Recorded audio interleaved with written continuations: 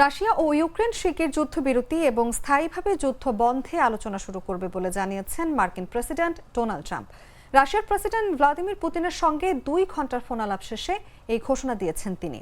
এই ফোনালাপকে ট্রাম্প খুবই ফলপ্রসূ হিসেবে আখ্যা দিয়ে বলেছেন, শান্তি আলোচনার শর্তগুলো দুই পক্ষের মধ্যে আলোচনার ভিত্তিতে নির্ধারিত হবে। ট্রাম্প ইউক্রেনের প্রেসিডেন্ট ভলোদিমির জেলেনস্কির সঙ্গেও কথা বলেছেন। ভবিষ্যতে একটি সম্ভাব্য শান্তি চুক্তির জন্য ইউক্রেনের সঙ্গে রাশিয়া কাজ করতে প্রস্তুত আছে বলে জানিয়েছেন পুতিন।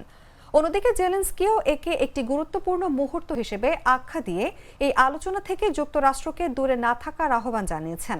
পুতিনের সঙ্গে আলাপ নিয়ে ইতিবাচক মনোভাব পোষণ করলেও কবে বা কখন এই শান্তি আলোচনা শুরু হবে তা নিয়ে কোনো ইঙ্গিত দেননি ট্রাম্প। আর রাশিয়ার প্রেসিডেন্টও মার্কিন ও ইউরোপীয় দেশগুলোর 30 দিনের নিঃশর্ত যুদ্ধবিরতির দাবি নিয়ে কিছু বলেননি।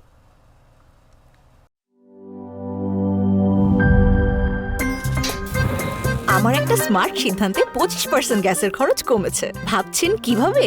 সাধারণ গ্যাস স্টোভ বদলে আমি এনেছি আরএফএল গ্যাস স্টোভ। এর সাইন্টিফিক নজল ও ব্রাস বার্নার ক্যাপ সমানভাবে তাপ ছড়িয়ে রান্না করে দ্রুত, তাই গ্যাসও বাঁচায় 25%, টাকাও বাঁচে 25%। আরএফএল গ্যাস স্টোভ নিরাপদ ও গ্যাস সাশ্রয়ী।